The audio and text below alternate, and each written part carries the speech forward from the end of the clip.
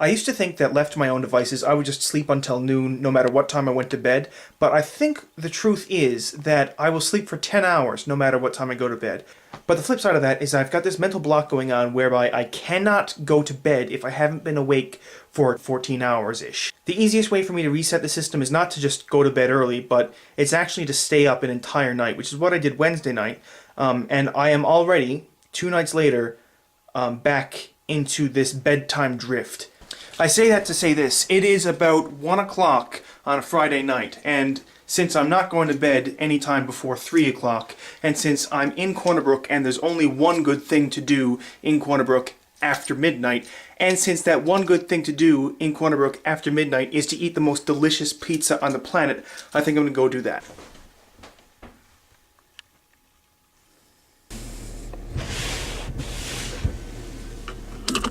Another thing that I used to think when I was younger is that the world sucked.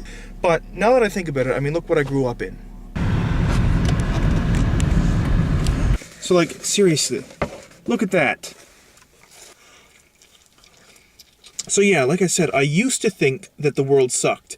And I don't know what happened in the last few years, but now I don't. And I wish I knew how to do that. I wish I knew how I changed that in me, and I wish I knew how to change it in other people.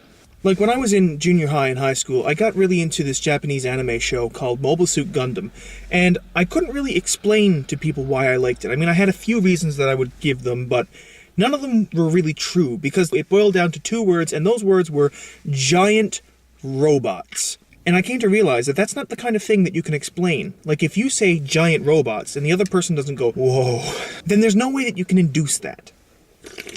It's like axiomatic. It's at the core of who someone is. So that the things that they like and they don't like and the way that they see the world is measured against giant robots. And so it is with the worldview. I used to think that everything sucked. I wasn't terribly depressed or anything like that. I just thought that the world sucked. And now, I'm not particularly happy, but I think that the world is a pretty awesome place. And it all comes down to the axiom. You can't really convince the other person of the other thing. They kind of have to convince themselves. So anyways, the reason I'm saying all this is because earlier on in the week, I was looking at my Twitter feed, I was looking at the news, and I was thinking, why do I think that the world is cool? Like, there are so many reasons to think that the world sucks. But then today, I looked at my Twitter feed, and I thought, yeah, here's some evidence. And so here are 3 little bits of good news that I wanted to share today. First of all, you've got Jean-Baptiste Aristide. I don't know if I've said his name correctly, but he is a huge figure in Haitian politics. In the 90s, he was the very first legitimately elected president of Haiti. But in the early 2000s, he was exiled from the country under suspicious circumstances. He claims that the U.S. drove him out.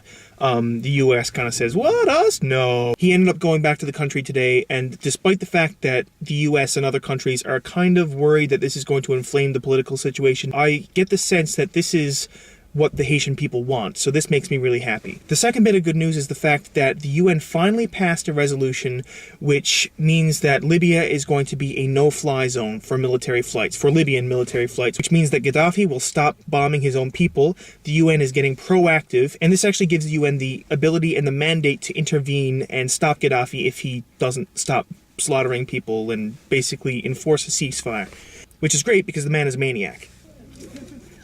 And the third tidbit is Japan, like just Japan in general.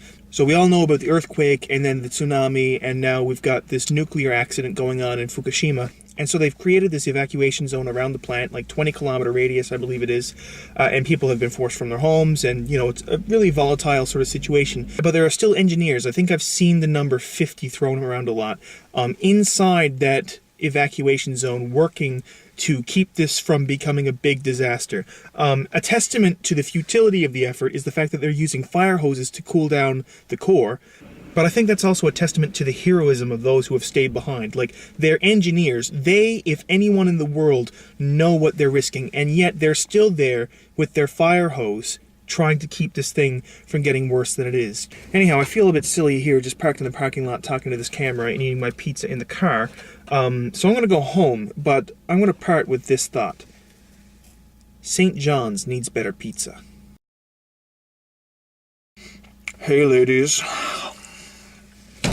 this is what you're missing out on.